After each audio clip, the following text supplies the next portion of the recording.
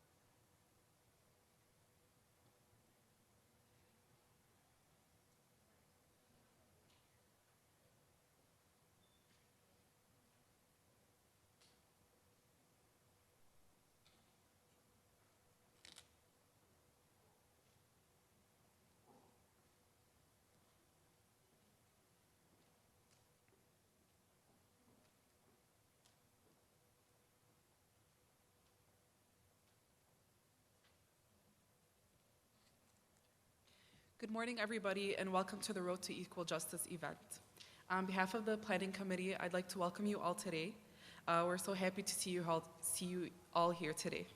My name is Amira Haidar. I am one of the members of the Planning Committee and the project team. My job today is basically to let you know who's in front of you speaking and what's going on next, as well as continuously remind you of COVID precautions. We want to try to remain as safe as possible throughout the duration of this event. If you can please leave your masks on and try to social distance even with seating, we'd really appreciate that. We're so excited to bring Peace Tech and this amazing project to all of you today. And I hope you're ready for the next 2 days where we have prepared for you a really great lineup of speakers, presenters, and workshops as well. So we're about to get started with some welcoming remarks from a few people from the community. It's my honor to first present the moving force that brought this opportunity to Dearborn. I've had the honor of working alongside her late nights and early mornings to make this event happen. A truly dedicated individual with her community in mind and heart, Mishu Asi.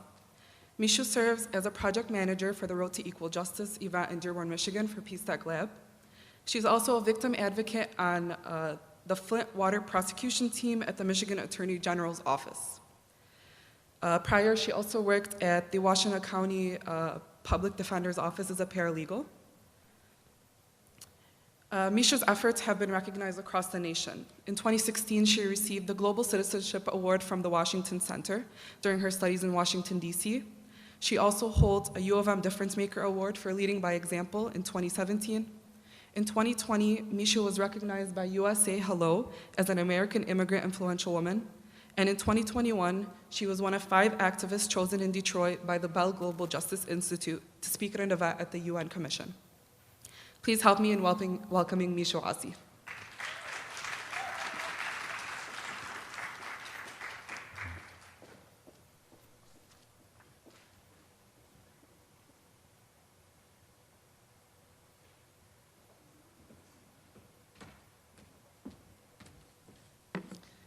Thank you so much, Amira, for the beautiful introduction. From Dearborn, good morning, sabah al-khair. I want to start off by thanking the Peace Tech Lab for all the amazing work that they do. As our society has become more and more polarized and conflict ensues across the globe, it is evident that peace building is more important than ever. Over the past few years, we've witnessed injustice take the spotlight, whether it be police brutality, crimes against humanity, or repeating cycles of violence. But we've also witnessed the power of unity through technology and what it means when communities collectively organize. Because of a brave young woman who had the courage to pull out her phone, film police brutality, and distribute it en masse, millions upon millions of individuals took to the streets demanding justice for George Floyd. Through technology, people were able to effectively organize on digital platforms, educate, share experiences, and plan ways to effect change in their neighborhood. Because of the courage of two young journalists in Palestine who recorded the displacement of Palestinians after squatters took their home, millions across the globe shifted their lands and began to hear the cries of Palestinians yearning for justice. Through live platforms like Twitter and Instagram, the world was able to get footage of the atrocities occurring and update on the oppression in Palestine. People across the globe and people even within our community were inspired to take action, to fight for peace, and to promote global change. Dearborn itself held the largest march in our city's history, with over 10,000 people coming out to speak out against injustice. Because the truth is, our community is no stranger to activism. As a city with the highest concentration of Arab and Muslim Americans in the country and a huge immigrant population, we've seen what it is like when minority groups and institutionally and systemically marginalized are. As marginalized group, we learned early on that survival was contingent on our ability to take action. And we did take action. We worked to mobilize our communities. We registered voters. We created a platform for our voices to be heard. We taught, we educated, and we raised generation after generation, instilling the values of service, leadership, and active engagement to enhance American democracy. Most importantly, we fought for representation. And here we are, decades later, with members of this community occupying the highest chambers of law, government, medicine, journalism, theater, you name it. We put community members into office everywhere, from municipal level to state and congressional levels. We developed a culture of understanding amongst one another and fought to ensure that our community had a voice and that our interests were represented. But the fight for social justice is nowhere near over. This is our time to continue building on the network of those who came before us, and this is our time to coalition build and stand in solidarity with oppressed communities, alike from Detroit all the way to Yemen.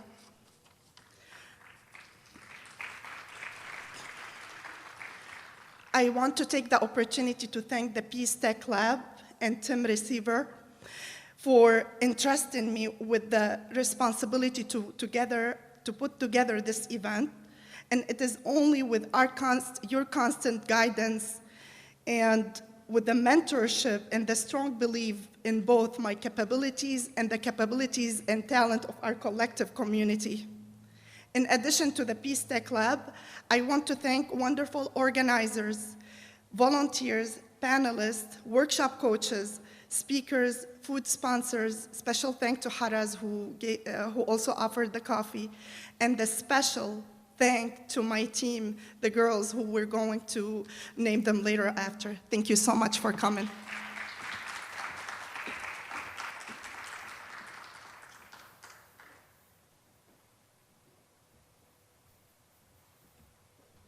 Thank you, Michel, for a wonderful and moving start to our day. Next, I will be presenting to you Tim Receiver, all the way from Washington, D.C. Tim is the Director of Programs at Peace Tech Lab, where he oversees programs related to social justice, hate speech, and countering misinformation. Prior to joining the lab, Tim spent 13 years as a Foreign Affairs Officer at the U.S. Department of State, where he received the U.S. Department of State's highest award for innovation from Secretary Clinton in 2009, and was nominated for the prestigious Service to America Medal in 2013. Please help me in welcoming Tim Receiver.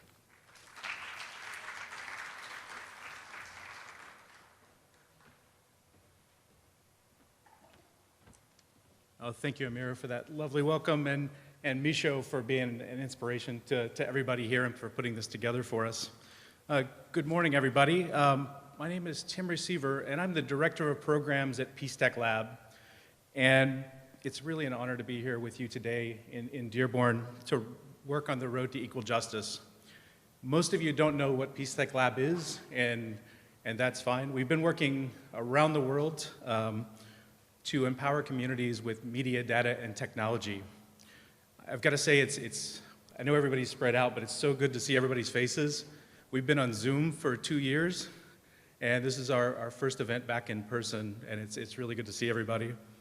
And this is my first time visiting Dearborn as well. I've heard stories for 25 or 30 years about the warm people and the special community here, and it's good to be here firsthand. I've also heard about the amazing food, and I spent yesterday eating my way down Michigan Avenue, and the suit doesn't quite button all the way like it should, but it was delicious, and I'm going to continue that trek to this afternoon after the event. I grew up down the road in Indiana, and it's really wonderful to be back in Michigan. Last time I was here was July. It was much warmer, but it's still very nice. I work for an organization now that's headquartered in Washington, D.C., and I don't know if you saw it last week, but we had a once-in-a-generation snowstorm that shut down everything in the interstates and the cities, and I was checking around with people here, and the consensus was, in Michigan, you would have called that a Monday, I think. We're really proud to bring the Road to Equal Justice to you over the next couple days, and this is a program that looks at how to take media, data, and technology and strengthen democracy across the U.S. and promote social justice in different communities. Dearborn is now the 8th community we've been in.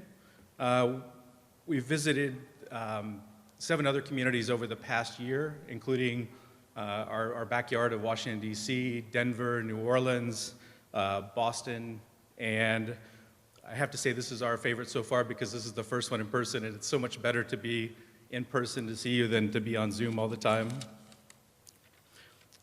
We really hope you enjoy the next couple days as much as we had putting all this together with Micho.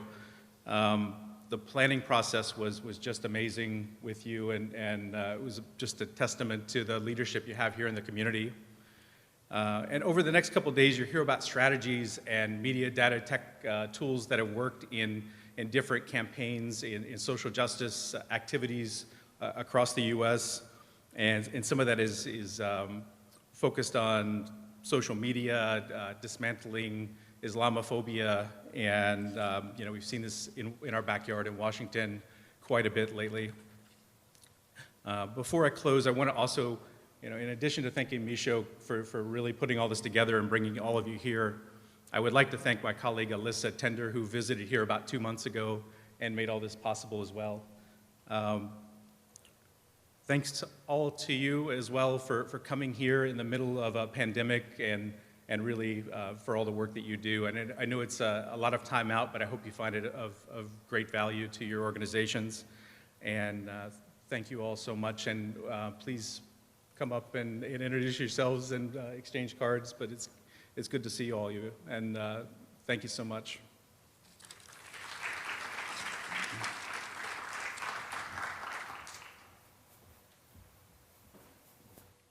Thank you, Tim. Once again, we're so happy to have you here and hope you continue to enjoy your time in Dearborn. It's my honor to next introduce someone I view as a pillar in our community, the first individual to ensure Arab American voices were heard through media. We've come a long way since then, from paper print to now using a lot of tech tools and computers to distribute this media. But without further ado, I'd like to introduce Osama Siblani.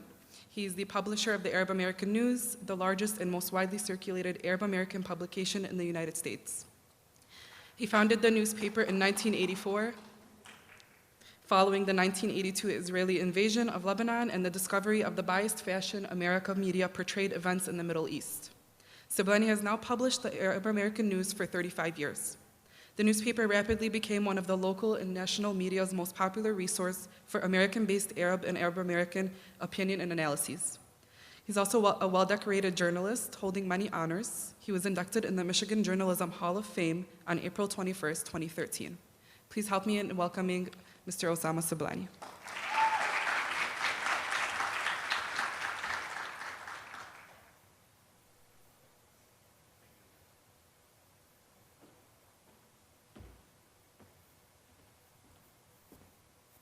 Morning.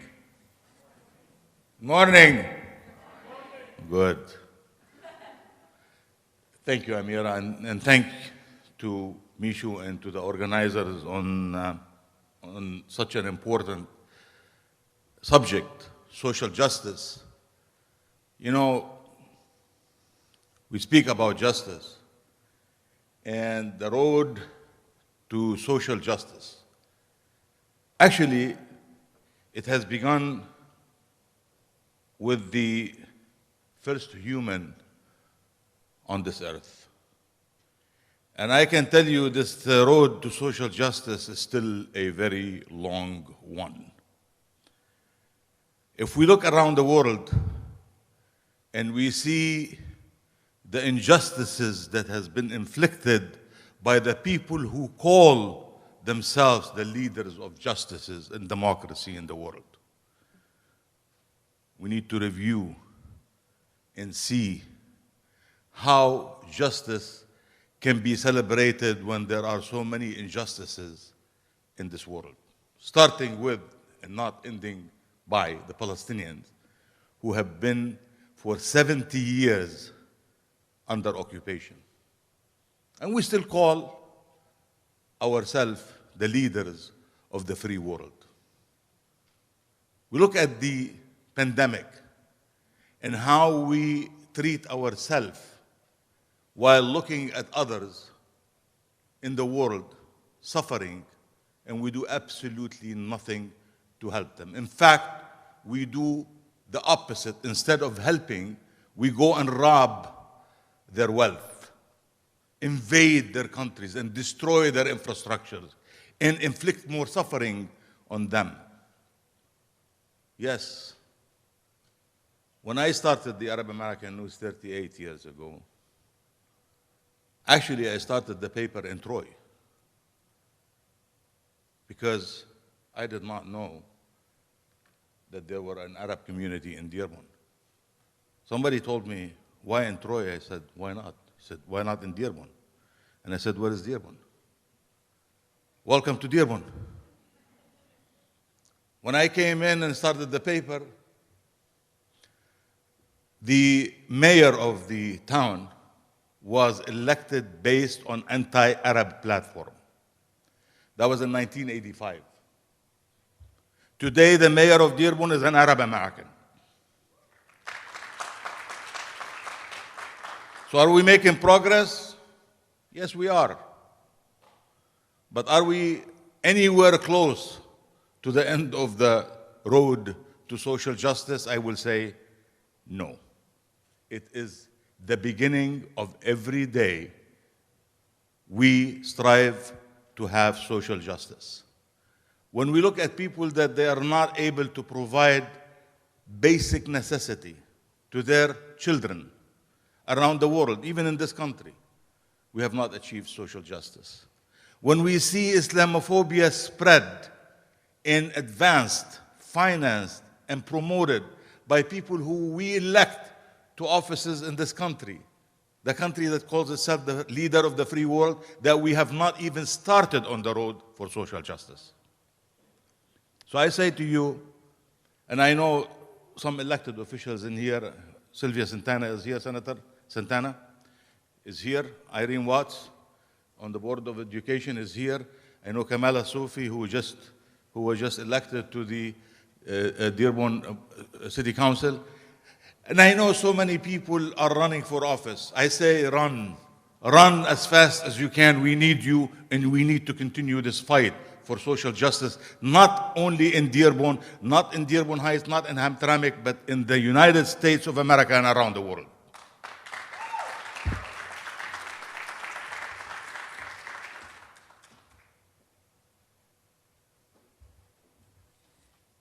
Thank you so much, Osama.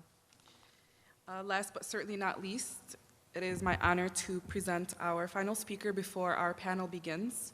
We're so honored to welcome Senator Sylvia Centeno. Senator Sylvia Centeno currently serves as Michigan State Senator for District 3. She's a dedicated wife, mother, and public servant. Before joining the State Senate, she served one term in the Michigan House of Representatives. She's been an active member in her community for more than a decade, creating and leading the Neighborhood Black Club. Additionally, she filled the role of finance director and later as president of the Warrendale Community Organization. The senator has been a steadfast champion of policies that keep communities safe, provide children with good education and compete globally, and grow local business opportunities supporting the community. Centeno majored in finance at Eastern Michigan University and graduated with a bachelor's degree in business. Please help me in welcoming Senator Sylvia Centeno.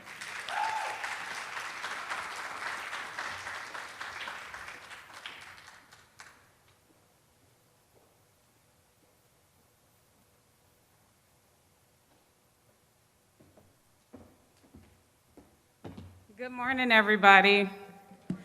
Good morning. It's hard to follow Osama. Let me take this off. It's hard to follow Osama. I was over there talking to Zainab, and I said, "You sure you guys don't want to make him a preacher after 35 years in the newspaper? Because I think he has something there." But good morning, everyone. I just want to say it's an honor and privilege to be here for this event, this inaugural event here in Dearborn. And, you know, one of the things that I want to say is that I see, you know, I was talking to Gita earlier and just talking to her about our journey into civic engagement and to this role of being a voice for communities. I remember when her and I, back in 2012, were a part of the Center for Progressive Leadership. And at that time, we were taking that step, I as a wife, to an elected official, and her as a person who was working in the community at Access, we're taking that step in that journey to make sure that we understood how the political arena worked and how we as people here in the grassroots level could work to engage and support the issues that matter to our community. And so when I look around this room, I see so many people who are here and who are here to make a difference in their communities.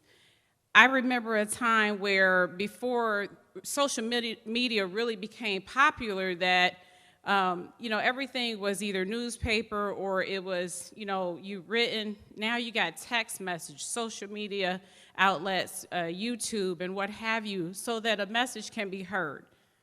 And, you know, one of the things that really is on my heart right now is April 20th of 2022, where we had people who came to the Michigan State Capitol with guns and was the beginning of what we saw on January 6th in our country. Domestic terrorism that is taking place right in our backyards. I put a bulletproof vest on to do my job as your community leader. And that picture went viral. It went across the world.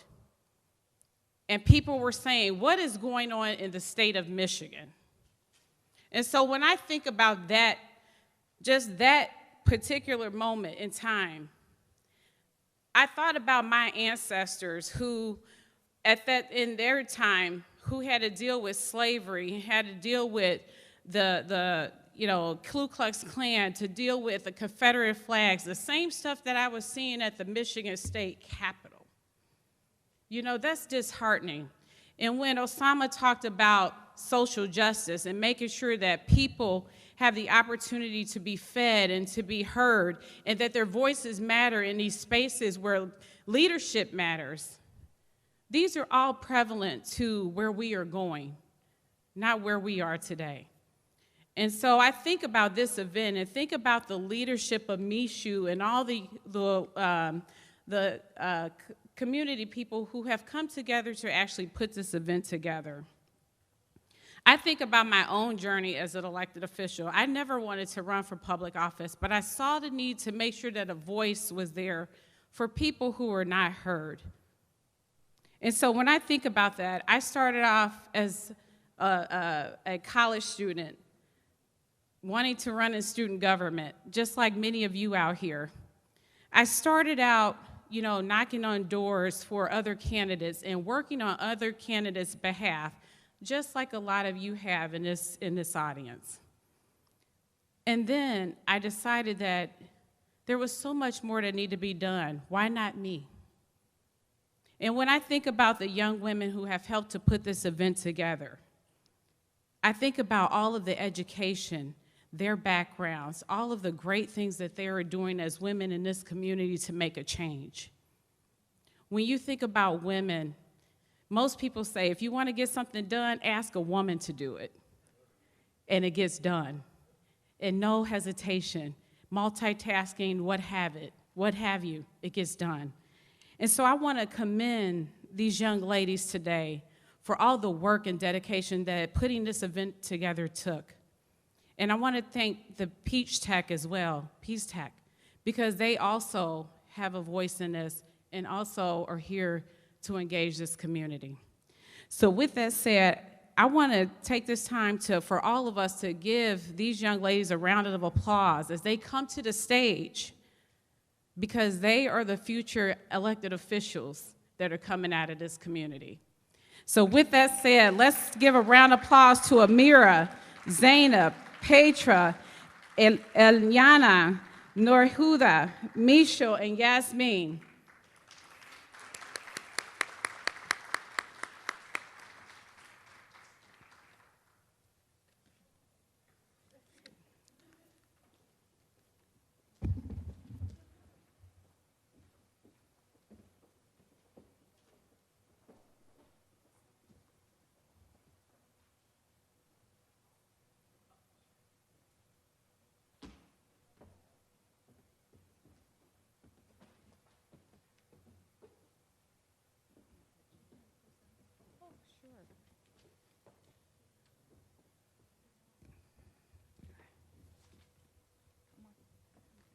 Just please give them one more time, round of applause, because I gave them a hard time and they bossed me too, so that's why the event came together.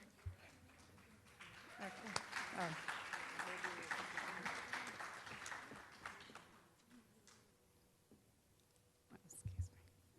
Excuse me. Oh, I got an ear.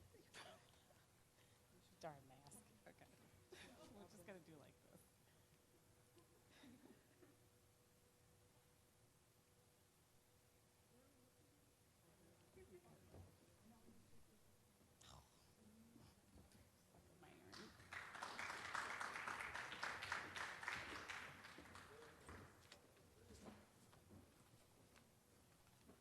Thank you so much, Senator Centeno. It's truly an honor having you here today. So next up, we are going to start with our panel. The title of our panel is Enhancing American Democracy and Pushing for Social Justice Change in the Era of Social Media, Data, and Technology. I'm first going to begin by introducing our moderators for today. We have Mishu Asi, as well as Kamal Al-Sawafi.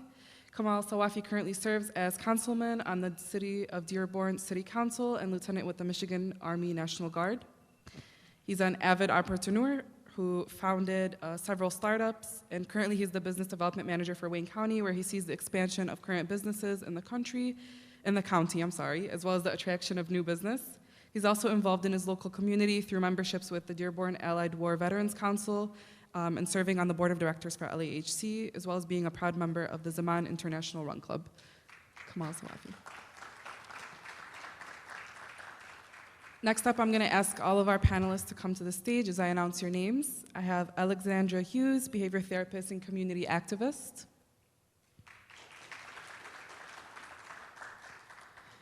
Rida Dagher, president of New American Leaders. Khalid Beydoun, law professor, author, and public intellectual. Nadim Siddiqui, director of data strategy with Wayne Metro. And for our panel, we have some questions set up. We are also going to be accepting questions from you guys. The way that it'll work is if you happen to have a question throughout the duration of the panel, we ask that you raise your hand and one of our volunteers will come over to you and write down your question. So please welcome to the stage.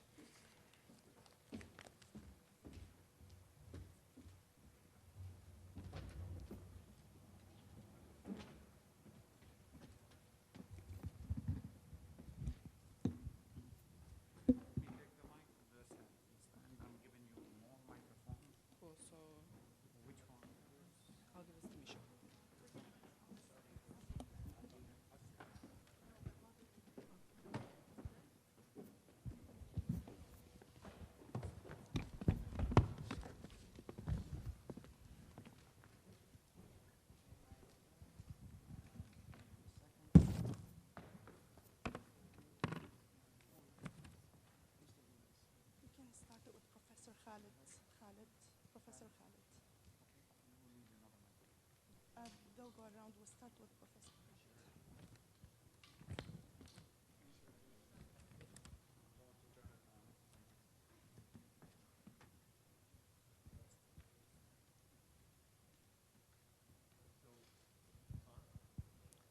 Hello, can you hear me? All right, perfect. So good morning, everybody. First off, I'd like to thank everybody for being here, and I'd like to thank our panelists, because truly you could be anywhere in the world, but you're here with us, and I really appreciate that, especially with these challenging times. So one more round of applause to our panelists for being here. Thank you so much. Next, I want to turn it over to Misha. Yes, so good morning and sabah al-khair again. We know that the minority experience of democracy differs from that of the majority. Accordingly, within the context of the minority experience, what is American democracy? And would like to start with Professor Khalid and go around. Good morning. It's really exciting to be here. Thank you so much for the invitation.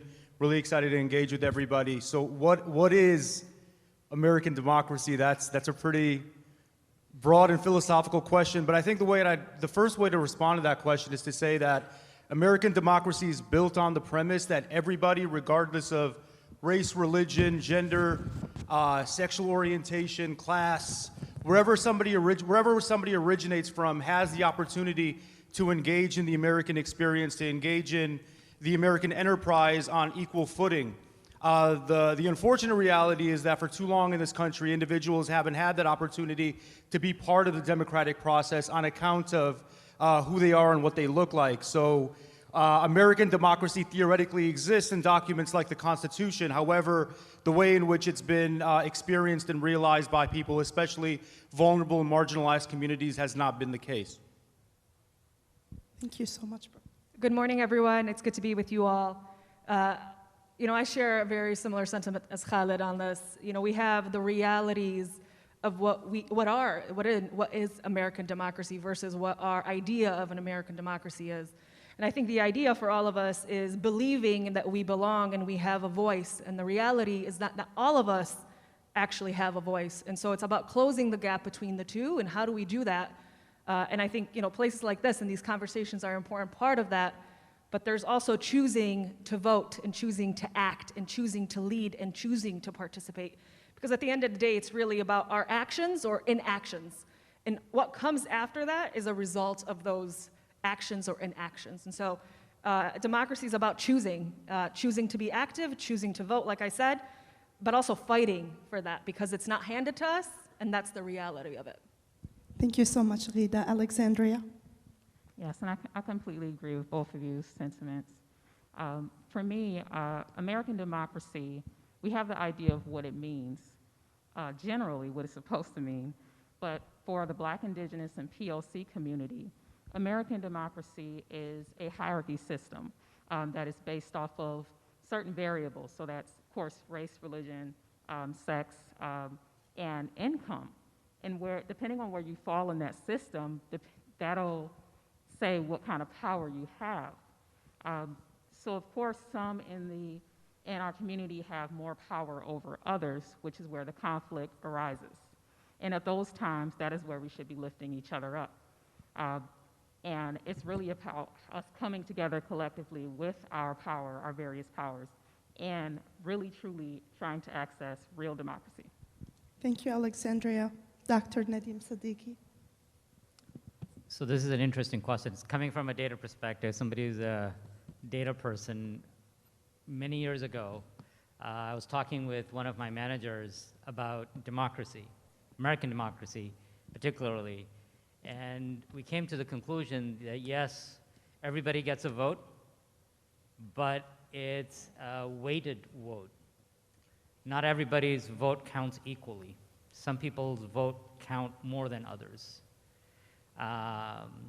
It's a very interesting way to look at it because of the way the finance laws work, who gets to finance and how much you get to finance, what type of campaign. And that's, again, very much an American democracy feature, which is very different than even the Canadian democracy or just north of us, where you have a lot more strict guidelines. And $100 in Canada goes a lot further, whereas $100 in the US does not go anywhere. So it's a dollar-weighted democracy that we have in the United States. The amount of dollars that you have in many ways can influence the direction of the democracy. It doesn't have to be that way, and I think we'll talk about how we can democratize a lot of the tools that we have and use data to push for things in different ways, but still it is very much a dollar-denominated, weighted democracy. All right, so our first directed question, this is for Professor Beydoun. Considering your extensive social media recognition and involvement as a Muslim activist, how do you combat hate speech and rhetoric that's addressed to you or the Muslim community as a whole? Yeah, I really appreciate that question, and I really appreciate the spirit of this event being centered on social media and technology. The reality is this, is that I came into social media started using social media as a way to sort of project my voice and share my ideas roughly a decade ago during the emergence of the Arab Spring. I'm part Egyptian, and so for the older people in the room, the senior people in the room, you might remember these really historic, transformative revolutions taking place across the Middle East and North Africa. I was a beginning academic then. I had spent some time in Egypt and realized just how potent social media could be used. Outlets like Twitter, Facebook, Instagram, in really creating public forums. So one thing we take for granted, and to sort of link this response to the previous question, is one thing that one cornerstone of American democracy is the fact that we have what are called public forums. We can organize publicly, we can hold protests, we can hold boycotts in spaces like parks, sidewalks. These forums do not exist in many countries across the world.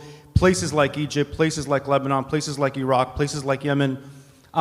So social media essentially created these new virtual public forums, enabling individuals who didn't have free speech an opportunity to convene online, collect, and call for democratic reform. So that was my entree into social media, and since then I've been able, what's really exciting for me as an academic is I've written a lot of books, written a lot of essays. I realize that at this time, people don't read books, people don't read articles and essays anymore, but they do read tweets and they do read Instagram posts, and that's why I'm so keen on utilizing those outlets in essentially to educate individuals on issues that are neglected in mass media, but have also been sort of eclipsed with regard to the Muslim experience. So that's why social media and that's why technology, in my opinion, can be really transformative, and that's how I try to use my outlets to affect change and to address issues that have been neglected for a long time.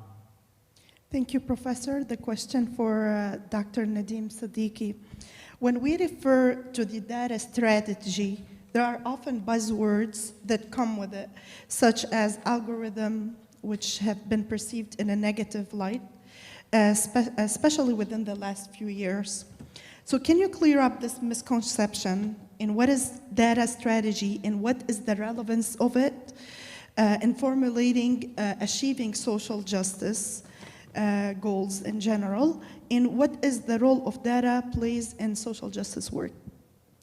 Do you want me to repeat the question, or? No, it's all Okay, right. thank you. It's quite a lot there. So what is data strategy? First of all, what is use of data? Maybe I'll ask a question of the audience. How many people use some sort of data model every day in their lives?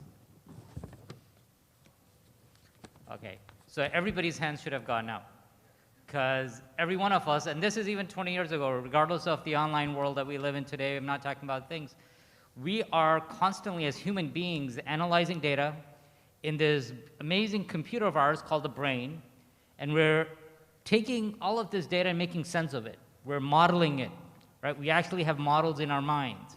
So I give you an example. If somebody walks in today brandishing a 12-inch chef knife, like walking right up down the aisle here, would we panic? Would somebody jump on him and say, all right, something's off? Yeah, we'd all be running helter-skelter, right? The same person with the same knife walking in exact same fashion, but in the kitchen of a big restaurant. Would anybody bat an eye? No, dude's just doing his job. So it's not just having a knife, it's not just walking, it's a context, right? You're modeling all of this, and we do this on a daily basis as human beings. We look at a situation, we analyze it, and then say, yes, it makes sense, no, it doesn't make sense, and then we decide on a course of action. Models and algorithms and whatever else you want to call it are simply taking this and putting this in a functional fashion to allow us to analyze better, faster, in different ways. It impacts us in every way that we live in today. To get here, I use maps to get here. What is that? It's analyzing road conditions, it's analyzing traffic data, it's analyzing what roads are open, where construction is happening. It's mapping all of that out and helping me to get here on time. And it's telling me it's going to take me 20 minutes, 25 minutes. It's estimating all of that based on current conditions. That's a good use of the model. You can also have negative uses of the model. You know, in modeling, we have this very profound statement that guides us. Garbage in, garbage out. You know, you put bad data in, you'll get bad data out.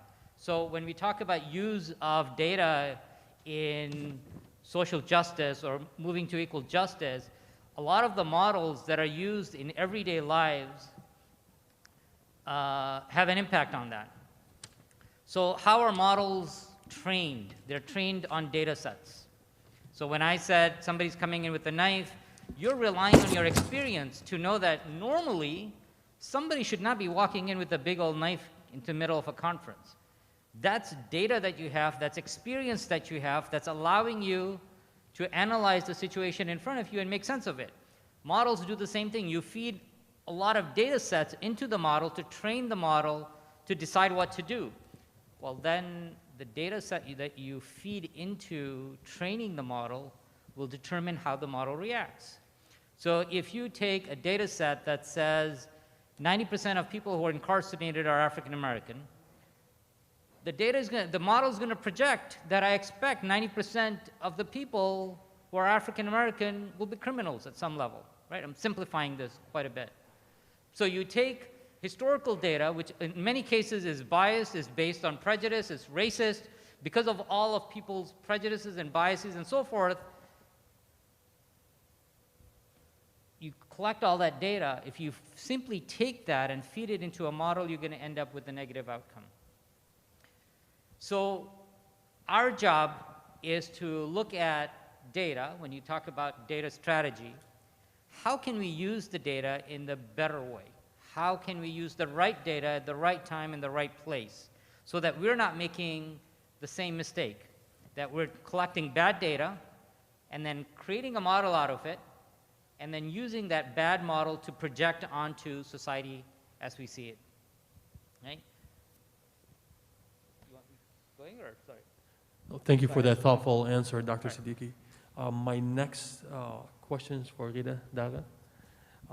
What are some of the most challenging barriers minority candidates face, and how does your work with the New American Leaders address this challenge? Thanks, Kamal. So New American Leaders is the only national organization that's dedicated to training and preparing new Americans, so immigrants, kids of immigrants, and those who identify with the immigrant experience to run for office and to become civic leaders.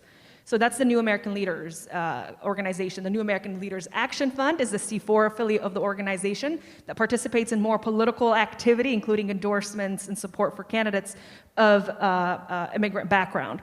And so New American Leaders has been around for 10 years, and it's very fascinating work. For a lot of us who have been on the ground and have done campaign work, a lot of us have experienced the challenges of running as a new American. Kamal, you most recently did that, and Kamal is also an alum of the organization, and we have multiple in the audience, Bilal, Adam, and a few, of course, so thanks for all being here. But the challenges are very systematic. They're not just one-offs. We're seeing these across the country. Things like party hesitancy to support candidates who are new Americans. We see Islamophobia frequently and rampantly throughout the country. You know, we had a candidate, an alum of the organization, who just ran for a school board in Ohio. In a school board race, which would have cost $50,000, he had to raise a significant amount of money, but also had $100,000 poured in against him because he's a Muslim candidate. And then the party didn't support him because they didn't want to affiliate themselves to the potential pushback that they're getting from other folks, right? And so these are some of the things that we're seeing. The biggest, unfortunately, individual or group that is faced with challenges continues to be women of color when it comes to leadership. We often say that a person of color is asked a few times to run. A woman of color has to be asked 7 times at least to run for office, and for her to even think about seeing herself in that way. So a lot of the work that we're doing is training folks to get ready, to be prepared, giving them the resources. We have multiple trainings at different levels to introduce people to this work. But I do want to say civic leadership and public service isn't about just running for office. There's also a ton of appointment positions that exist, administrative positions that exist, and I know a lot of us get our start in that way. And some of us stay in that way, that's because we enjoy. And so those are also valuable.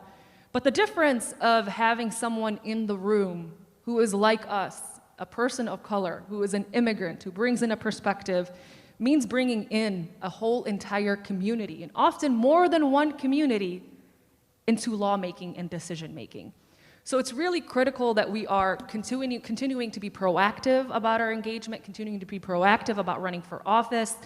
And, you know, somebody described it recently. We had, of course, the Dearborn, Hamtramck races that were historic. Cincinnati had historic races. Boston had historic wins as well this year. And there's been many firsts across the country. And somebody said, New Americans are having a moment. Let me tell you, we're not having a moment. We're a movement.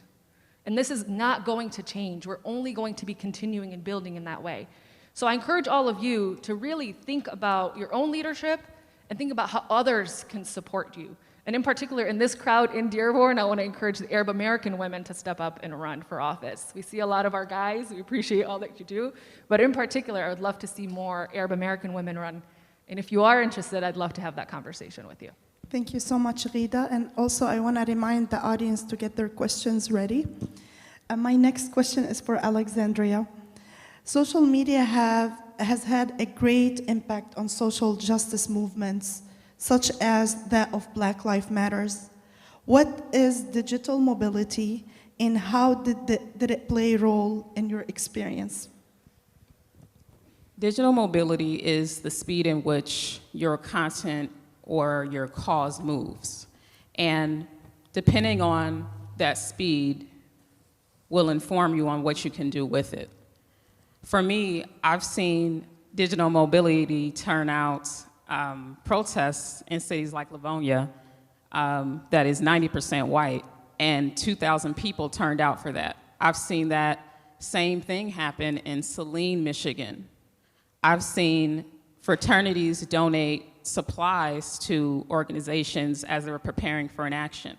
but I've also seen it in some of the worst ways, unfortunately, with different groups targeting members of our organization, right-wing groups. So you have to remember, depending on how much mobility you have, it gives you power, and that can scare people, especially people that don't understand the need for true justice for everyone.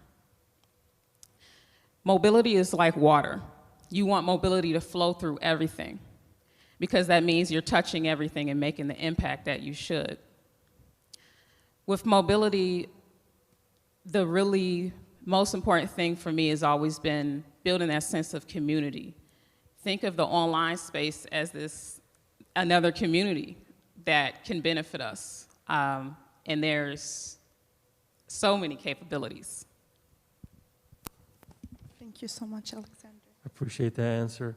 My next question is for Professor Beydoun again.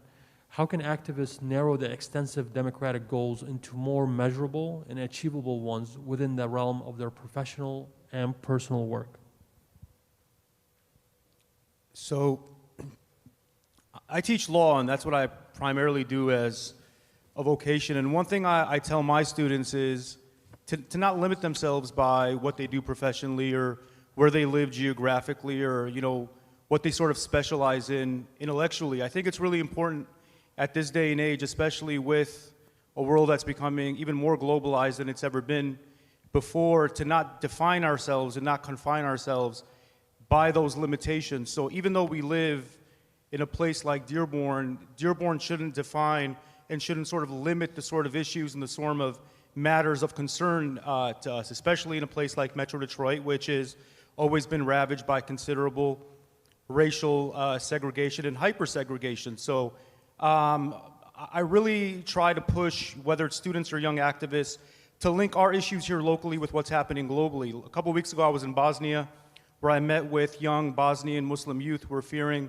impending war in that country and trying to talk about how their issues sort of link and tether to what's happening here stateside. So the best way to respond to that question is to say that we should never limit ourselves to the sort of issues we address based on who we are, where we live, or what we do professionally. I think that's, it can be self-defeatist, and I think second, it can sort of tie very dangerously to ego. It's really important to sort of broaden and extend what we experience here locally on a, not only a national, but also a transnational level as well.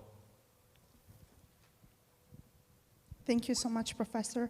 Dr. Nadeem, again, in this era, it has become evident that data strategy is an essential part of achieving social justice. So how do those who are not as technological as you are become more educated as to data strategy?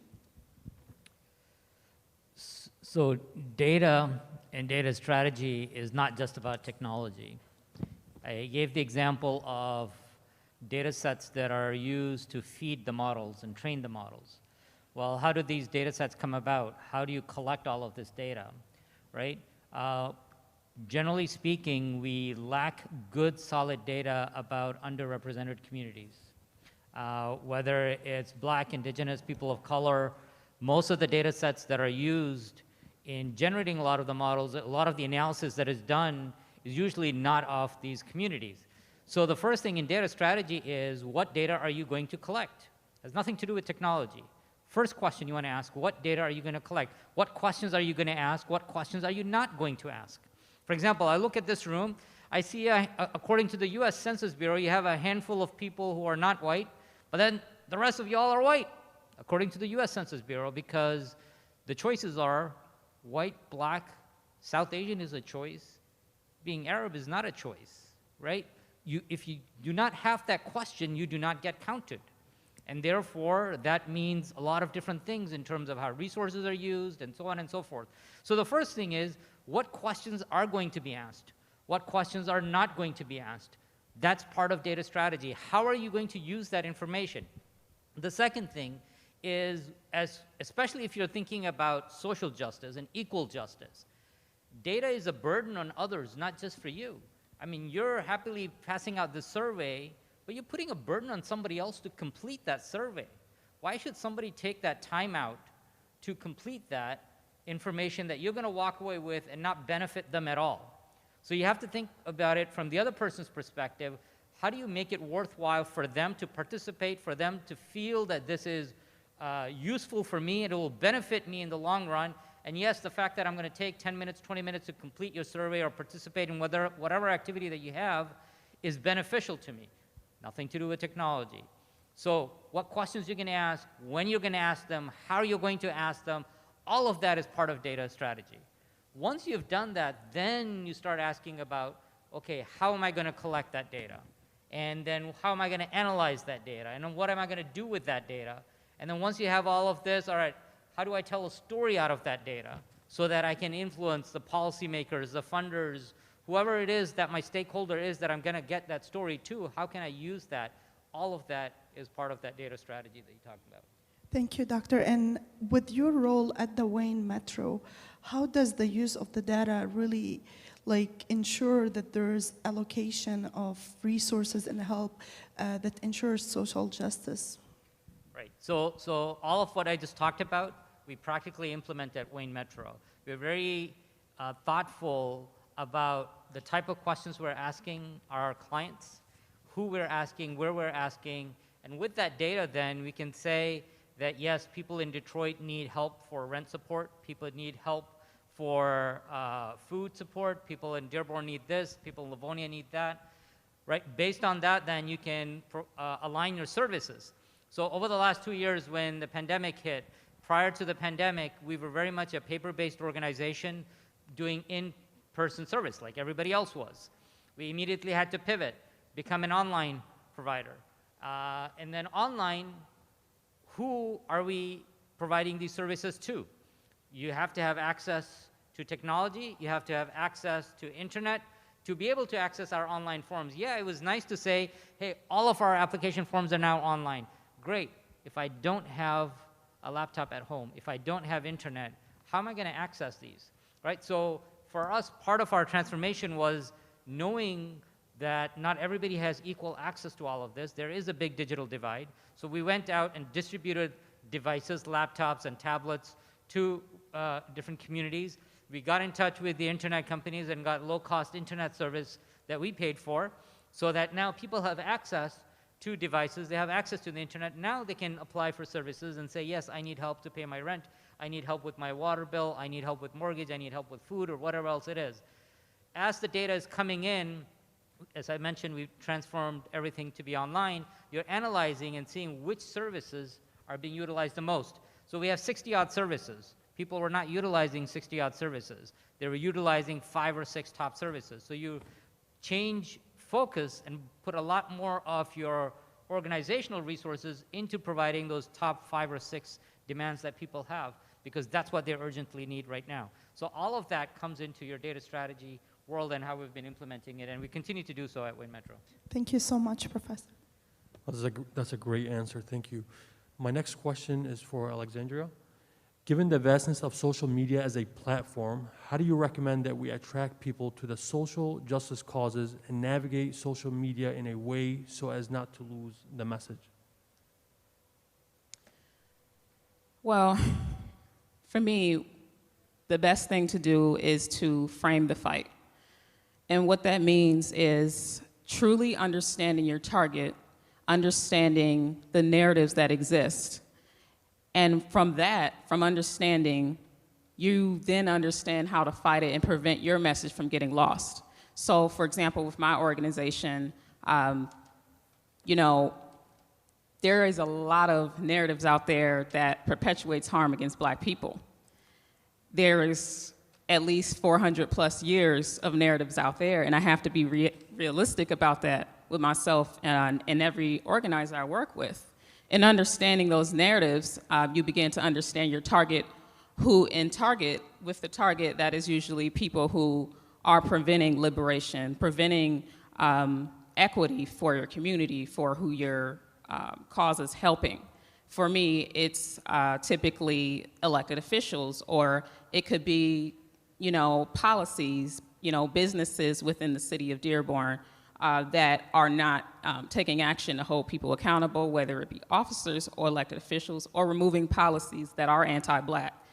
And once you understand who your target is, what narratives they perpetuate, then you know what kind of research you need to do.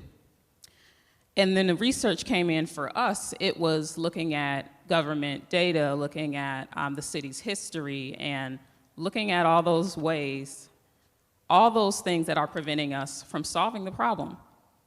When you're able to look at that, then you're able to know how to express that online, how to communicate with those most harmed, because you've looked into the data. So for us, it was looking into 10 years of data, police data, that was citations and arrests. Through that, we saw that at least 46% of those who received citations are Black people in the city of Dearborn. And we saw that 54% of those who are arrested in the city of Dearborn are Black people. And that was for the 2019 and 2020 data. And we saw that this has increased in the last 10 years. It was actually half that 10 years ago, and it's been increasing since. So once we were able to accumulate that and truly understand that data, we were able to pull pain points that so many Black people were mentioning as they came through the city. We were able to find out why so many Black people don't live in Dearborn, why it's only 4% Black. And from then, we went in online and tried to express that in various ways. And this is where we were able to build community, and a lot of people started to reach out because they saw that there was a community in support of them. Because when you're harmed, you are not like, it's tough to come out about your issues. It's much easier to do that online, right? Because it's just typing. Well, it feels like that sometimes, but it can actually cause much more harm. So through that, we were able to fight those narratives, and those narratives such as that is just a few bad there's just a few bad apples. There is Black Lives Matter protesters are dangerous, they're thugs. Or if you look at what's happening with Palestine, there was those narratives of, oh, that is an international issue. The Israel and Palestine conflict is an international issue. It can't be solved on a local level. That was a constant line that a lot of local officials and just people would say. But with our data and with the storytelling and keeping it simple online and doing that research before, we were able to figure out how to fight those things ahead of time. And the earlier you can figure out how to not lose your message and keep your narrative, the better, because they've done years of work on harming us. Thank you so much, Alexandria. Rida, I know you talked a little bit about the challenging and barriers of minority candidates. If you can elaborate more on that, and how does your work with the New American Leaders address this challenge? And also, if you can tell us about the new Snapchat app for running. Yeah, Thank of course. I provided a couple of, I realized what I've learned with this job is that we often talk about institutional barriers, and people don't know what institutional barriers actually are, or they don't necessarily know what examples of institutional barriers or systematic barriers are when we talk about public service or running for office. And so these are systems that go beyond you, me, or us as panelists and individuals. These are institutions, these are organizations, these are different components of an ecosystem, a political ecosystem that are considered traditional players and necessary for us to have them on our side to win. What has happened in the last 20, 30 years is sort of exposing some of those institutional barriers and really us showing that it's not necessary to have those institutions as a part of our journey in order for us to be successful. Now, that doesn't make our journey easy in any way. If anything, it puts more hurdles, and there has to be conversations about how to remove those barriers over time. And those are not easy conversations. Those are tough conversations because you are asking, and frankly, demanding that somebody else look in the mirror and see the wrongs within their institution and what and how they've continued to disenfranchise specific people. That's never an easy conversation, whether it's running for office, whether it's Black Lives Matter, whether it's Palestine, whether it's Yemen. Those are all tough conversations, but they're important to have. And so I'll just give you another example of institutional, so maybe it helps frame it for you. As people of color, we don't necessarily always come from the most affluent backgrounds. We don't necessarily come from the highest socioeconomic brackets. A lot of our elected positions in government are volunteer positions. You don't get paid to do them. Or if you do get paid, it's minimal. Often, out of our states in the country, out of the entire union, only 4 states have full-time legislatures, for example, that are paid positions, full-time paid positions. The rest of the states are part-time or hybrids or get per diems or completely volunteer. What does that mean? That means because we are not paid, then some of us are not running for office because we can't afford to not be paid for the work that we do, right? So that is an institutional barrier. And the reason that exists is because when the constitutions of our states and of the country were set and made, they were done in the image of white founding fathers who were landowners, who had access to movement from place to place. They weren't made for the working man, and they weren't made for people of color, and they weren't made for women because we weren't designed to be in those spaces. So it's on us to really push on these barriers. So for example, the reason I bring this particular economic component of it is something that we've had a lot of conversations at New American Leaders. We've done our own research around it and have developed a report to highlight this issue as a barrier for us to being more engaged. We released a report. I'm happy to share it with you, Misho. Maybe you can send it to everybody here, but if you go to newamericanleaders.org, you'll find it. It's called the State of Pay Report, and it breaks out that exactly and what it's meant by each state for us to be disenfranchised as people of color running for office. And so the reason that's important is it's a conversation starter. It provides a set of recommendations of how to fix the system or to start addressing the system. But as Osama said, we're always on a path on the road to equal justice. I don't know if we'll ever reach a final destination because I think it's on us to keep pushing ourselves towards better and better. To Misho's point here, she flagged a really great project that we just did with Snapchat. We were talking about the journey to leadership. It takes time for us to mature in our political leadership journey, and we wanted to start catching people earlier on. And being that this is a millennial generation and Gen Zers and one that is completely attached to its phone and social media, we launched a really wonderful partnership with Snapchat. And it has now a run for something or run for office feature within the application, within Snapchat. And if you have an interest, it takes you through a series of questions. Are you interested in public service? What are the issues that you care most about? Did you know that there are thousands of seats opening up this election cycle that you can be a part of? So if you say that your interests are library, suggest libraries, school boards, all of these different local positions that are open and often unopposed. People have been holding these positions for a very, very long time. And so what they have done, they would sign up, and we got filtered. There's about 10 organizations that are signed up across the spectrum, political ideologies, from progressive to conservative to nonpartisan completely, that are providing trainings for folks to run for office and to become plugged into the system. To give you a sense of the appetite for this, within the first 48 hours, we had 1,200 people sign up strictly as new Americans who identify under the age of 35, who are interested in learning more, have an appetite, but also it presents challenges. How do you reach those people? How do you bring them in a little bit further? And those are the conversations we'll continue to do, and data is actually going to play a big part of what that looks like for us. Thank you so much, Rita. And also to mention that Amina Ahmed from New American Leader will be holding workshop in this afternoon. So I really suggest you to join and ask all the detailed questions about how to run, how to lead, and so forth. Yeah, thank you, Rita, for that wonderful answer and for all the hard work that you do. My next question is for Dr. Siddiqui. In this era, it has become evident that data strategy is an essential part of achieving social justice. How do those who are not as technologically proficient as yourself become more educated to data strategy? So as I was mentioning in the previous comment, I think data strategy is not just about technology. So I think everybody can get involved on the use of data. What data we're collecting, why we're collecting it, when we're collecting it, how we're collecting it. And then once you've collected that data, there are a lot of free online resources now available to help lay people analyze data, get up to speed. You know, you have a lot of free tools. Even at larger organizations like Wayne Metro, we actively use the Google Suite. So Google Forms to collect data from clients, Google Sheets instead of Excel sheets. So you've got Google Sheets, and you can connect multiple Google Sheets together to almost simulate a database. So if you want to get really advanced, you can do a lot of different things with a lot of these free tools.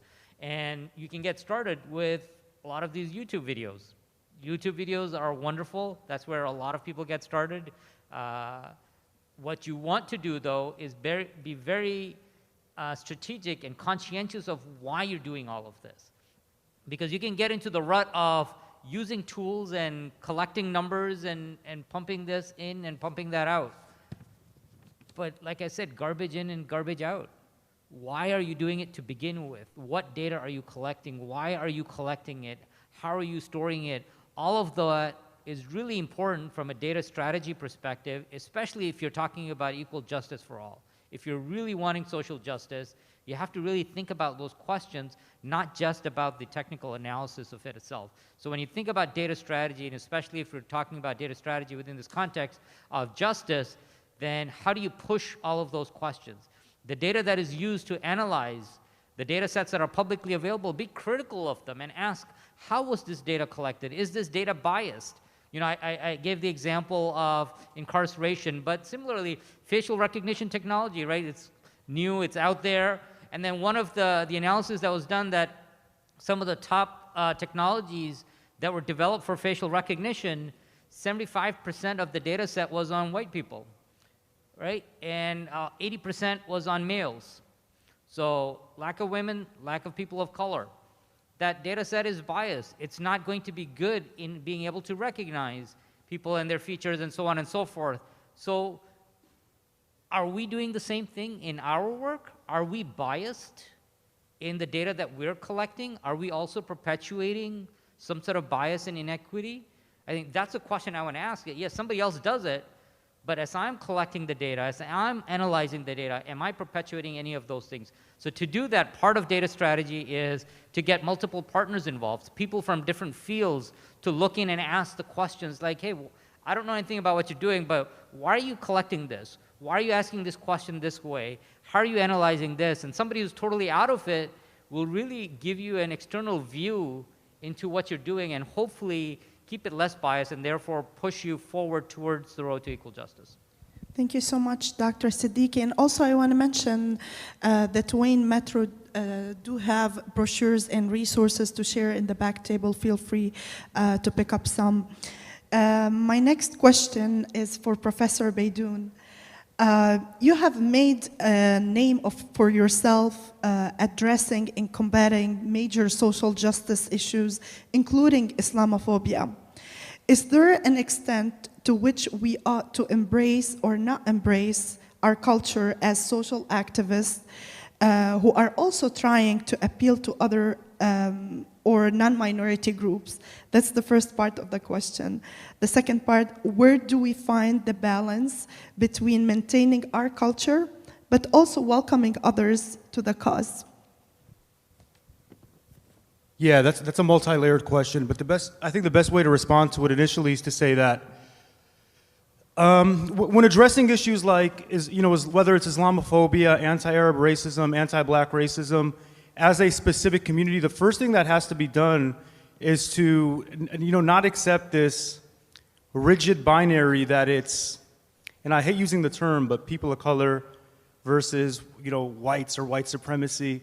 A precedent step is to acknowledge that there are forms of bigotry and racism that exist within our bounds. So we sit here in Dearborn now, and my co-panelist addressed how this has been a bastion and a hub for anti-Black racism for a long time, right? So the first step is to essentially look at the mirror. A community has to collectively look at the mirror and sort of look at and then address what we are doing wrong and how we're perpetuating distinct forms of racism as minority groups ourselves. So that's the initial step. The second step, when engaging an issue like Islamophobia, and this is an issue that I've been examining for more than a decade now from an academic and then an activist standpoint, is to acknowledge that Islamophobia unfolds in very myriad intersectional ways. It comes from government, it comes from societal actors, the way in which an African-American Muslim living in Detroit experiences structural Islamophobia is dramatically different than how a affluent Syrian-American Muslim living in Bloomfield Hills experiences Islamophobia. So that's the second step, is to acknowledge how specific forms of animus, whether coming from the state or whether coming from society, are distinctly experienced based on the specific circumstances we occupy. And I think that, tying all that analysis to myself, this is one misstep I see young people doing, either as activists or politicians, is they're oftentimes smitten with building a social media or a political profile for vanity purposes, right? And it's cool to have a big following, and it's cool to be verified. That's fine, but these are not ends, right? These are means. And that in order for us to achieve those things and use these platforms in an effective way, you have to build that expertise. You have to know what you're talking about. When you address an issue on social media or write an op-ed, you have to be essentially literate in the issues you talk about. And I often find that, maybe I'm the old guy in the room now saying this, but oftentimes it's young people racing for the prestige of platforms without having the actual pedigree and expertise to address those issues. So as an academic and as somebody who thinks of myself as a thinker on these issues, I'd really implore individuals running for public office, addressing issues on a public sphere, to actually know what they're talking about, whether white people or community or people of color, because if they don't know what they're talking about, they're actually doing a disservice to the communities that they purportedly try to serve. Thank you, Professor. Sorry, that was kind of a mouthful, I apologize, but. I'll retweet that. Thank you, Professor. Before we open the floor for the audience to ask questions, my last question, and it's my favorite for Alexandria. We cannot address social media without addressing potential dangers that come with it. And you, as behavioral therapist, this was especially prevalent issue with the matter of George Floyd and protest and different types of protests for the Palestinian protest in different global or local movements, which you were heavily involved in some of it. How do you advise that we protect ourselves physically and psychologically from such issues? I think first we have to understand that, our digital worlds don't have a set of rules in place that consider humanity. There's, of course we know the psychology profession, the behavioral health and physical health, all those, they have a set of ethics that they follow, what is considered right and wrong. Even journalists have that. The web doesn't have anything like that, so anything goes, anything is off limits. Facebook recently, in October, I believe, they pushed back their plans to release the Instagram Kids app because of backlash they received due to research showing that their platforms damage our mental health. So they pushed back their plans. And what's interesting is that we haven't seen any mental health or ethical plans put forward by them, but we are seeing a lot of regulations. A lot of people raising questions about regulations and what can we do to change that. We really have to consider that in these cities, there isn't funding put into mental health resources for us. But there is a lot of time put into these racist narratives online. There's a lot of time put into stereotypes. We have one, but not the other. We don't have the one that saves us. So it's about realizing that and also adding self-care to your toolkit. I consider us all to have safety toolkits because I'm in this work because I all want us to feel safe. And when we add self-care to that, then we're able to protect ourselves. you know, as someone who is black or whoever is POC in the POC community, a lot of our lives are politicized at birth. And as someone who is black through the George Floyd movement and everything, whether it's Rittenhouse, whether it's Sandra Bland, whether it's George Floyd, whether it's Janet Wilson, who was killed in Dearborn and family is still suffering today. All those things are generated online, and that can be very harmful. So it's up to us. It's up to us to invest in our mental health, and in regards to physical health, it's really about being conscious about what you put out there, especially in the time that we're in. Know the political climate. Know that whether it was when it was in 2020, everything is heightened. People coming to your event are not always there to help you. And you have to be in unison with your team about what's being put out there, the messages, because it could expose you to a lot of harm. Thank you so much, Alexandria, and thank you for all the panelists. We really want to open the floor for the audience and make it an interactive conversation. So Amira has the microphone. She'll be giving it to the first question from the audience to our great panelists.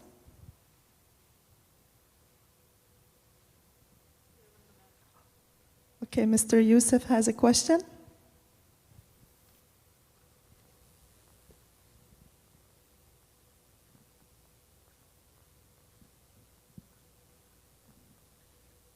Thank you. Thank you all for great introductions. As important as social justice or the road to equal justice as it is, I like to refer that in this country we have a separation of church and state. A lot of times we refer to candidates by their religious affiliation. I would like the panel, please, to address, would you outline the service to democracy, labeling candidates to public office by their religious affiliations? Second question, because I go back to my seat. How would I or should I trust candidates based on their religious affiliations? The results of the Arab world leaders with their religious affiliations nullify this argument. Thank you.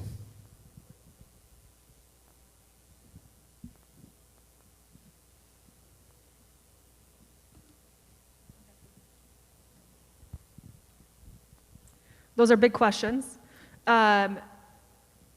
So I'll give myself as an example. I'm always a person who leads with my Arab American identity. It's because what I feel strongly and strongest pull to is my Arab American identity. But I think it's important to acknowledge that many of us wear so many different identities, especially as new Americans. When we often come to a table, we come bringing ourselves as individuals. We're coming in as flag bearers for our faith, often for our ethnic backgrounds, and that's beautiful. It's important that all of us bring our lived experiences to those conversations and to who we are and to our leadership. Now, that could be defining of a person, it could not be, and I think it's case by case. But by no means would I ever vote for an individual because they have a certain faith, or I would never vote because this is the Muslim candidate, or if this is the Arab candidate, for that matter of fact, either. Right? Or any identity. That's not what's going to decide, and I hope it never decides what your vote is either. I hope that when you vote and are assessing someone's leadership, it's based on their skill set and it's based on their values as an individual. At the end of the day, what you need to boil it down to is what they represent in their values and how they have lived those values. If they talk about opportunity, have they created opportunity for others?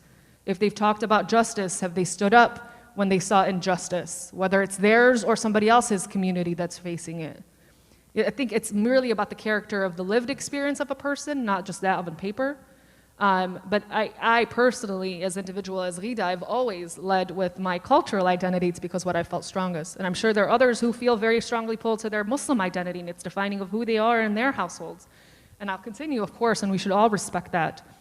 But when it comes to leadership, civic leadership, on decisions that determine how we all live and how we all benefit, or how we all hurt, for that matter, I hope that you're all, at the end of the day, looking at a person's values and how commitment to leadership rather than labels or identities. So,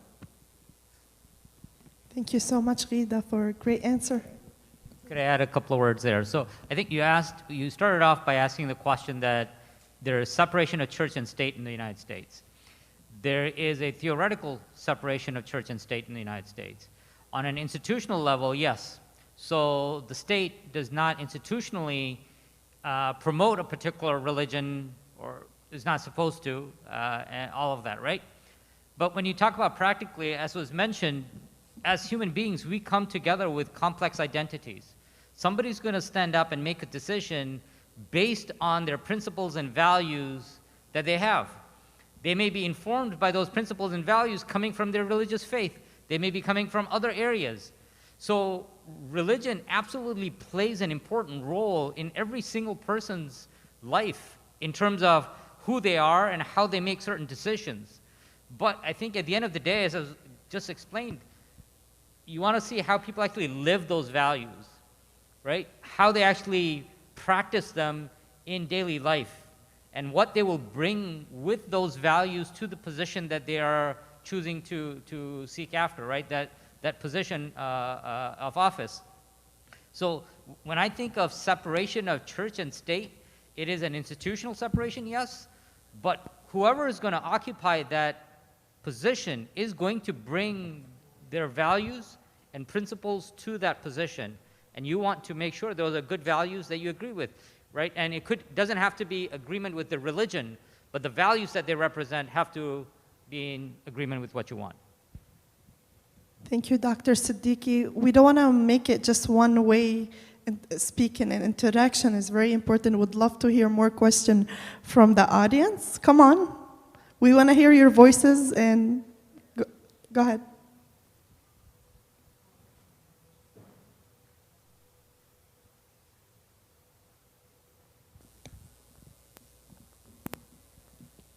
Sorry, I wrote it down so I would not stumble. But hello, everyone. Thank you for being part of the panel. My name is Shams Al-Badri. I'm part of the civic engagement team at Access. And prior to this, I came from Lincoln, Nebraska, a community that is refugee-friendly.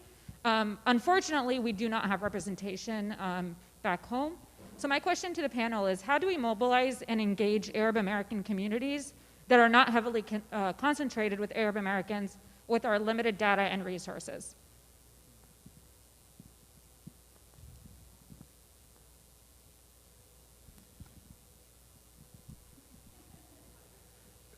That's a great question. I just came back from Lincoln. Really enjoyed visiting that city and learned that there's a Iraqi and Yazidi community in Lincoln, Nebraska.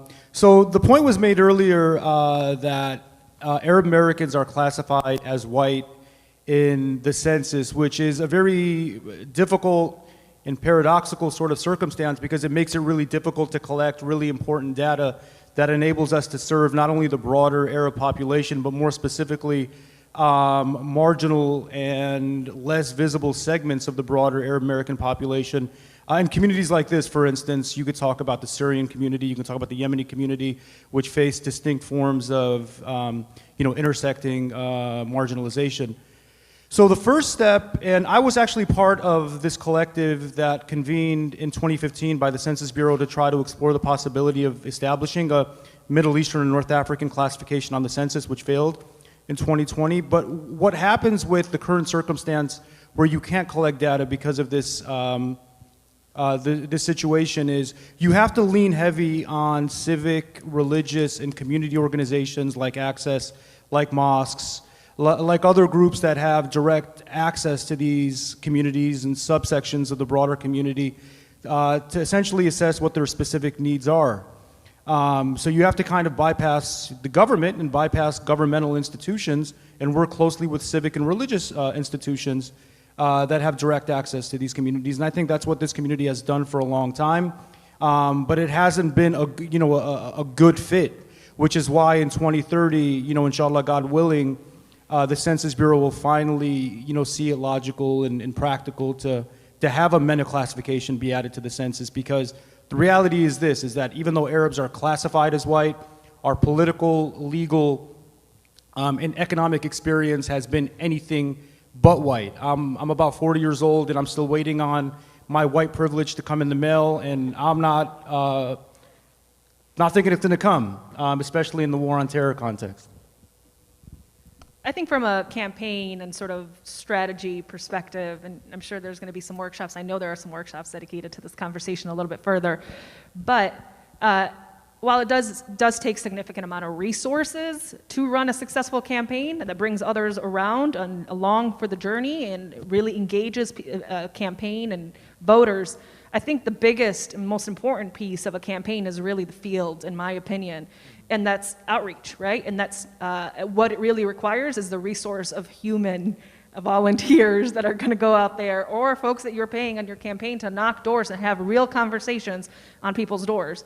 That's really what's gonna drive a lot of this. Now, in a pandemic world, and folks who have campaigned this cycle can tell you that's quite challenging to be able to do some of that. And the digital components has made or broke a lot of the different campaign cycles this past round. But I want to go back to this idea that we run in communities that only look like us, and frankly, I think that's the easy way out. It's almost cheating the system. What you want to do, like for us to really grow as communities of color, ethnic communities, and all of the above, and to really create a change in representation, it's about expanding our spheres of influence. And that means running in places that are hard to run. And it's running in places that aren't going to guarantee you a win. It's really having some of those tough conversations. But you have to base your campaign, again, back to your lived experiences, your professional experiences. But at the core of all of it, it has to be your core values as a person. When you talk about, let's say, opportunity or justice or love or community or family, you and I don't have to be from the same background to understand what that is and what that looks like. So I would encourage you to really talk about your values and what that looks like for you and your stories.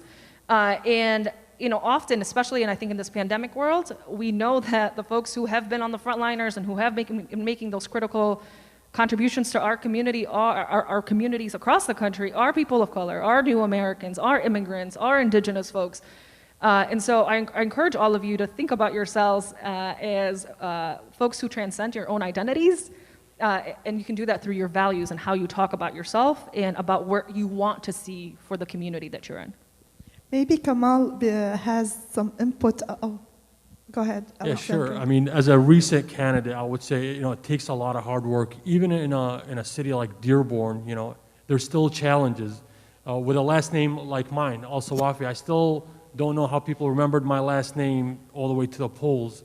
So there is challenges, but I would say at the end of the day, we have to put our resources behind our values. If we truly have values, we have to put our resources, which means your time, money, and effort behind those to realize your values. And if we don't do that, then I don't know if those are your true values to begin with. So I think the question was in regards to engagement.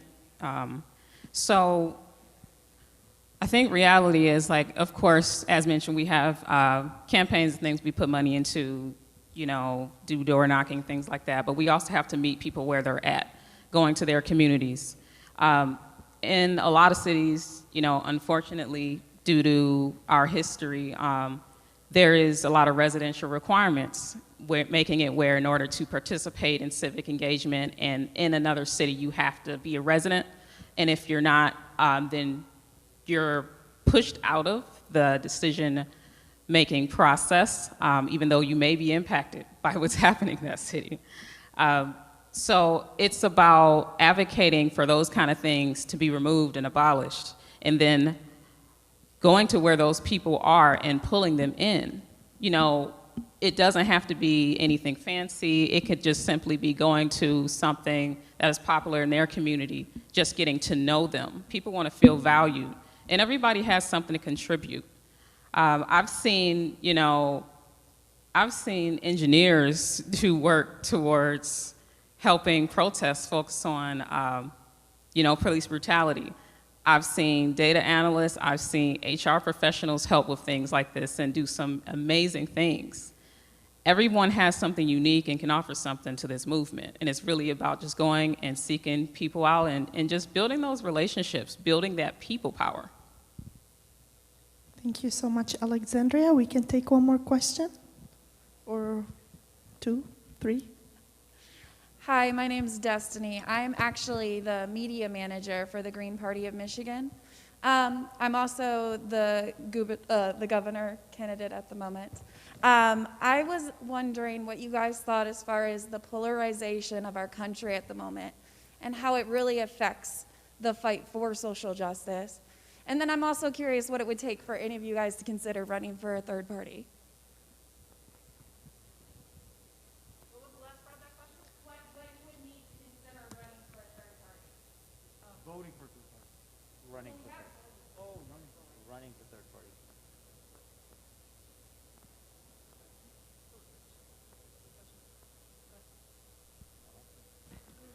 Rita, if you can give us your input on that, I'll put you on the spot.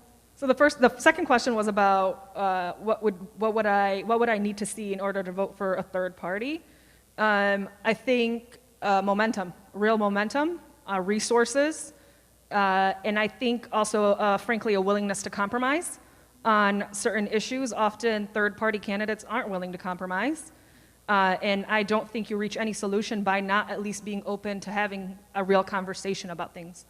So I think to me that's a really big indicator. And repeat the first part of the question, or the first half of the question. Do you think that the extreme The polarization. of America right now in general, of left versus right, contributes to the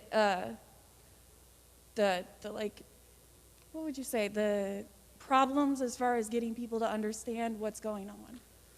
Absolutely. I think the polarization is at a peak, probably in any part of American history, our young history as a country. But it's very loud, I think is what it is. There's always been some sort of polarization, but I don't think it's ever been this deep or this loud. And I think that's for several reasons. One of them, I think, also is because of the digital world that we live in, and access to be able to disseminate information or put out there information, whether it's right or wrong or valid or invalid. And, I think I jokingly said that I retweet what Khalid said earlier about the importance of having some sort of expertise before you speak on something. And I think we have a bunch of people who say things that they're not experts on all issues. That's not to take away from lived experience. I want to emphasize that, because what Alexandra might feel, or what I feel or experience in the world is still valid because it's happening. Doesn't mean it's not happening. But for example, that would never make me an expert. If I have a thought on the coffee in the back of the room, doesn't make me an expert coffee person by any means. But I'm out here tweeting about it left and right like I am the expert and asking people to join me on that journey in that way. I think it's caused a lot of polarism in this country. And it ends up being often because of egos and of personalities who want a following rather because of the cause or because of what they care about. So I think that is one issue on its own, and I think the third party issue, that has contributed to it because there is a lack of trust. There is a lack of, it's grown the third party movement because of the lack of trust, because of the polarization. On the flip side of it, and I think people are also hesitant to go towards a third party because they might think it's a cult, or they might think that it might not be as valid, or all of those things. So I think we do live in a political cluster mess right now. And I'm hopeful that it will sort of unpack itself over time. But I do think that this is a moment for all of us as a reflection as a country about where we want to go and what we are and who we are. But I also think a big part of that is holding ourselves to the same standard that we think we hold others to. I'm going to have to disagree with my friend Gita on a specific point. Tied to your question, I'm all for voting for third-party candidates because I think a big part of the reason we find ourselves in this moment of anti-intellectual polarization is the cause and the work of the two-party system, both Democrats and Republicans perpetuating specific and rigid platforms and essentially just sort of summoning conformity from individuals, from voters, constituents on the ground without well thought out reasons why they support specific politicians. So for me, I would indict the two-party system more than the actual third party, intervener in perpetuating this, the sort of groupthink moment we find ourselves in. And this idea that polarization is a novel phenomenon, by the way, is a myth, right? This country has always been polarized on racial, political, and other lines. So this moment of polarization, in my opinion, is only novel in the sense that individuals are, frankly, less intelligent, less informed on the issues they vote for because both parties, the Democrats and the Republicans, are spewing lines of thinking that aren't really grounded in the self-betterment of society, but that are grounded in advancing their own insular and discrete interests. So I'm all for not only third-party candidates running, I'm for the third-party movement at large, really disintegrating this two-party oligopoly that stifles this country, and I think really waters down the political discourse that is hampering the United States in places like Michigan today. I'm somebody who voted for Ralph Nader years ago, right? Largely because Ralph Nader came from a background where he was advocating for consumers against the auto industry and the monopolistic auto industry. And he was somebody, even though he didn't win, right? He was somebody who made noise. He was somebody who breathed fresh air into a system that has been really handicapped by the two-party system. I teach constitutional law, right? So I can tell you that when we talk about democracy, when we talk about individual rights and liberty, pluralism, which is a cornerstone of American democracy, includes more than two parties, right? Dualism, a two-party system, is not pluralism. So if you're a third-party candidate, I encourage you to run, and I would like to learn more about what you're doing, and encourage more individuals to think independently and to run independently and not believe that their political ambition and their political stakes exist specifically and confined within a two-party system.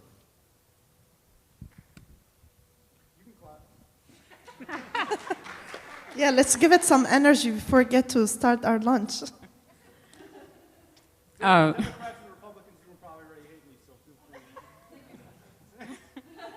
In regards to your question on polarization, I do think that the current structure that we have with our political system, the polarization, it does definitely contribute.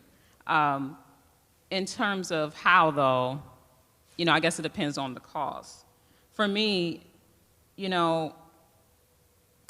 with polarization, it's like, I have different things that, well, can you repeat the question because I'm losing my... Do you think that the extreme polarization is currently stopping the road to equal justice? The easiest way. Okay, thank you. First, yes. Yes, I'll say, you have different policies and laws, so like the Crown Act, for example, and different things where they're in Congress saying that we can't, Martin Luther King can't be taught about and things like that. That's definitely putting us in crisis mode.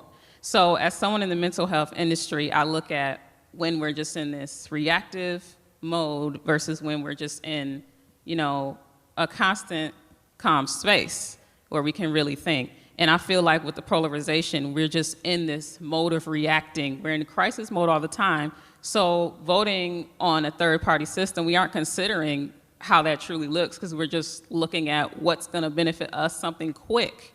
You see the Crown Act, you see legislation trying to ban Black history from being taught. You are fearful. And I know me, I've been in that space as well, and we all have to take a step back and really analyze the political structure and come together from there. Thank you, Alexandria. We can take one more question. Two more, I guess. Please go ahead. Thank you. So I know we've talked a little bit about representation and about the importance of representation. whether that be based on race or ethnicity, national origin, gender identity, sexual orientation. So I wanted to ask the panelists, what do you see as hurdles to representation? Because we're clearly not at parity when it comes to these forms of representation in our legislature or in our governorships. And then what do you see as the limitations once representation is achieved, once that parity is achieved? What do you see as the representations or the limitations to just stopping there?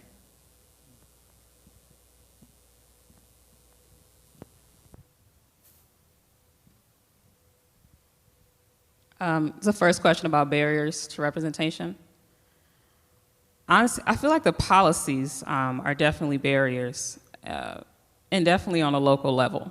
There's a lot of policies I know in Dearborn that prevent you from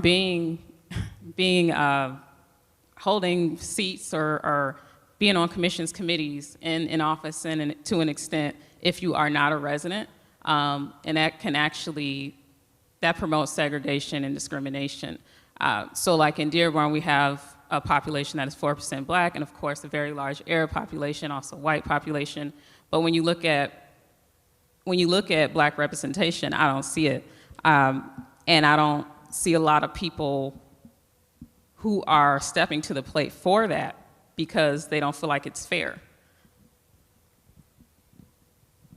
Thank you, Alexandria. We're going to take one last question before we end the panel. Bilal has a question. Bilal Hamoud. Thank you. So to take the road to equal justice and use it as a metaphor, it really is a toll road at the end of the day, and an expensive one at that. And along this road, we're seeing a lot of pit stops that are tools for enabling better representation. So you talked about New American Leaders, a great organization that trains folks to be more politically informed and run for office. We talk about groups like Access that address these communities at the ground level and help support them. But what strategies do we need to employ to better build out the talent in this base and provide opportunities? So someone who is interested in learning more, but also someone who's interested in building out their knowledge and experience. And because we've seen these pockets of success for representation and pockets of success in these communities, how can we make sure we're better weaving this into the overarching fabric of the society? And so really focusing on that building of talent and how we can best do that given those limited resources.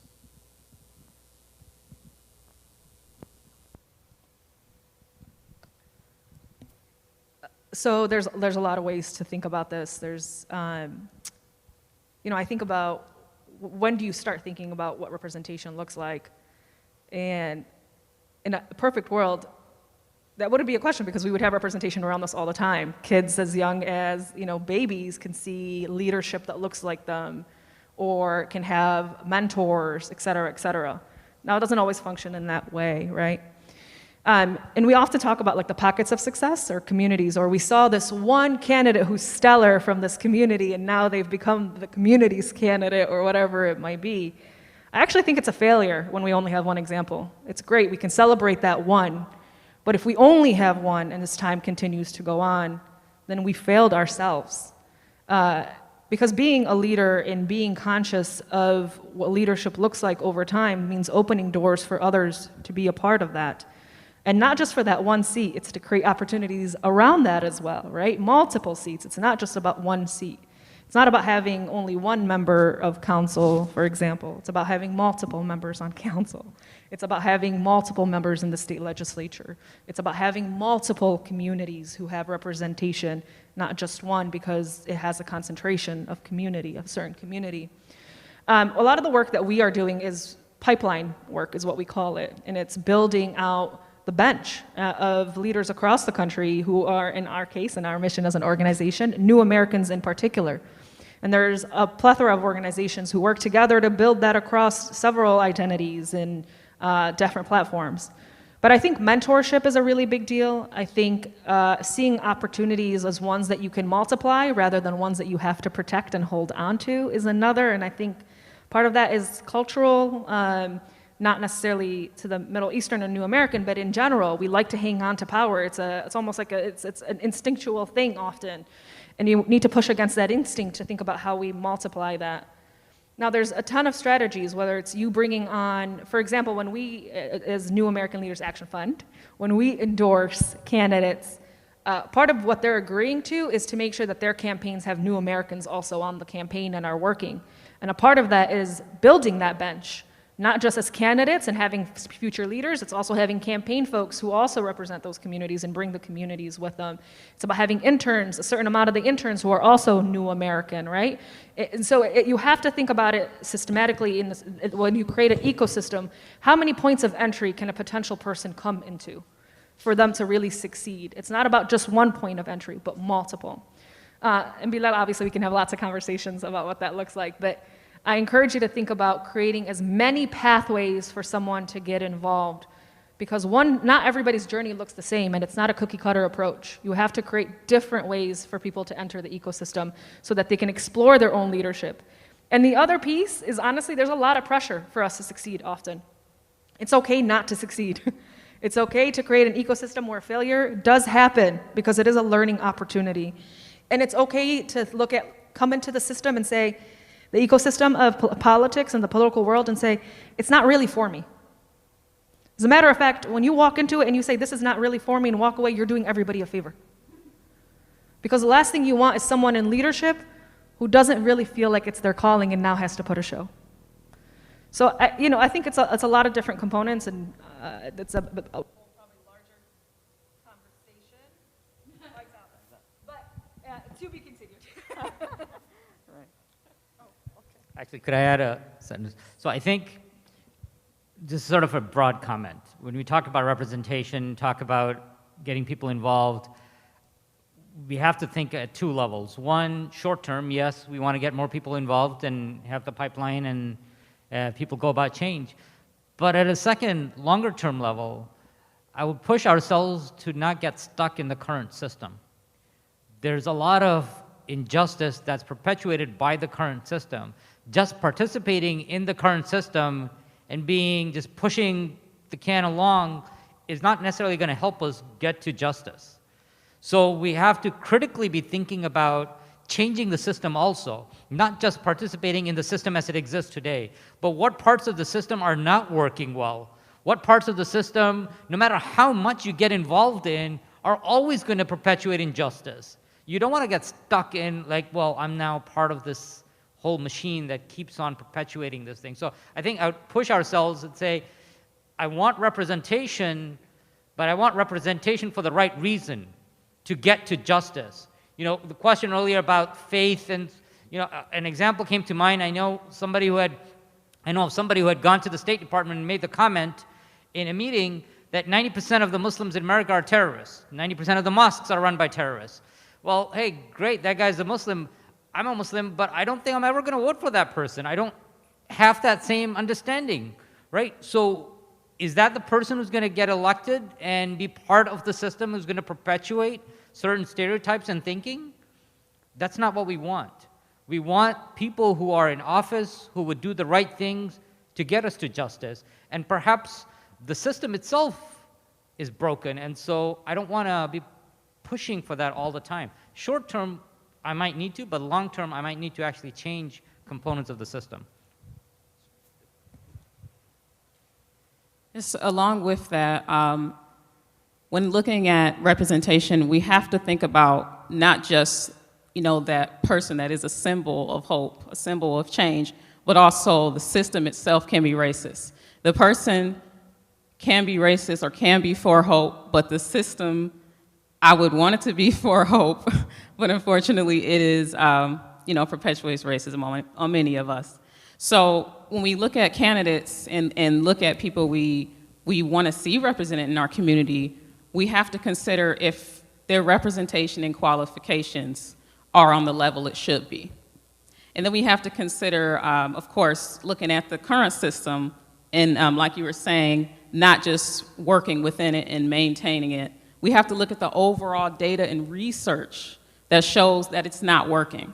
It's okay to say that. It's okay to love your community because of how it's treated you. But when you look at the overwhelming amount of research and data, you can see how it is harming. Mass incarceration, for example, you can see that on a local level right here in your city, how that is harming. It's okay to acknowledge that. It's about what we're going to do from there. And it's about trying to dismantle those policies that keep other people out, that are not promoting equity. It's about that. Thank you so much. Thanks, Dr. Beydoun. Thank you, Rida. Thank you, Alexandria and Dr. Siddiqui.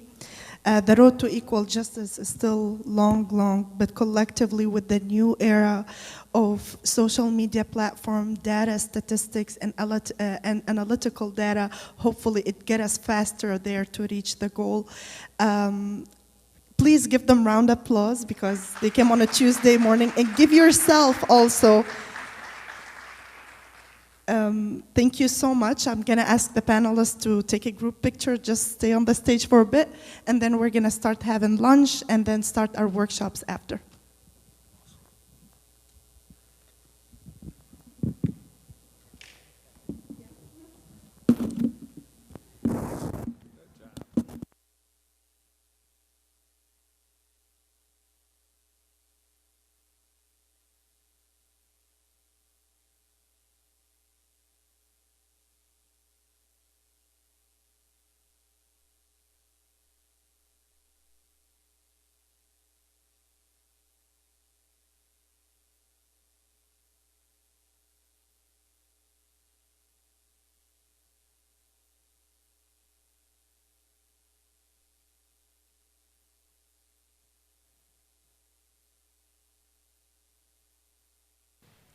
Lunch is being served in the back, so if you guys would like to line up, and following lunch, we'll commence with our workshops.